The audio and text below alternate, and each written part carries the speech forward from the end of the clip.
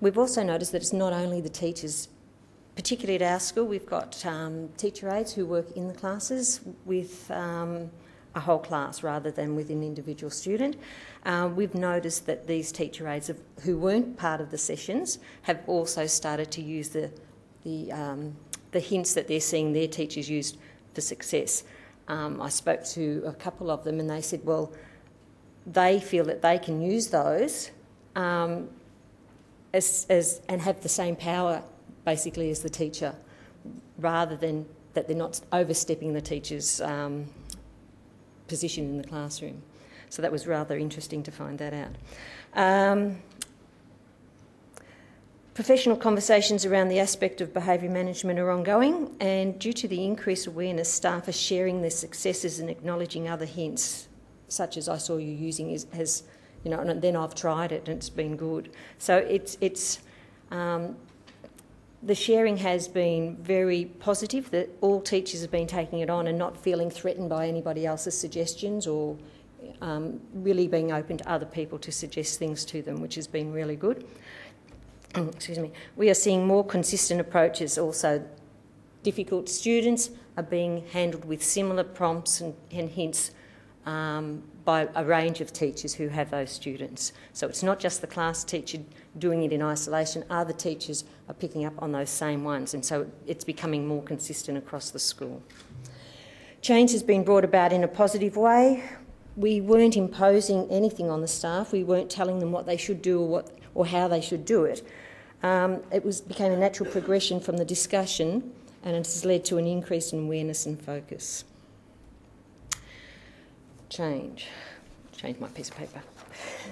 The change has been more pronounced than anticipated. We really didn't think we would see such a big change, and from just a few conversations and a few sessions.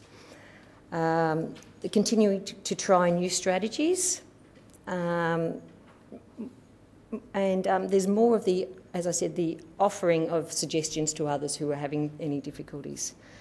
We've also found that it's a two-way experience between our experienced teachers and our non-experienced teachers, or less experienced teachers, that it's not the experienced telling the graduates how to do it.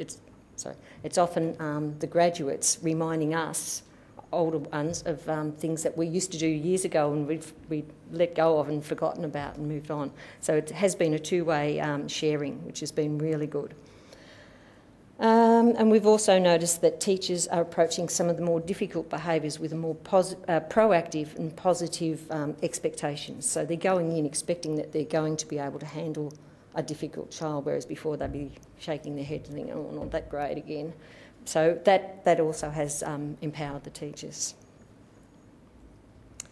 And this is just a reflection from Bronwyn, if I can get it going.